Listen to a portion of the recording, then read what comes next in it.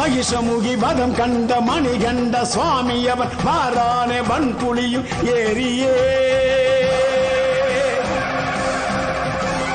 மலை தாண்டி மடு தாண்டி கண் கண்ட தெய்வம் அவன் வாரானே பந்தளத்தை தேடியே ஆற்று வழி ஊற்று வழி காட்டு வழி கோட்டை வழி கடந்திங்கு வாரானே ஐயப்பா ஆற்றொன்ன தலை நோக்கி மருந்தாகும் புலிப்பாலை கொண்டிங்கு வாரானே ஐயப்பா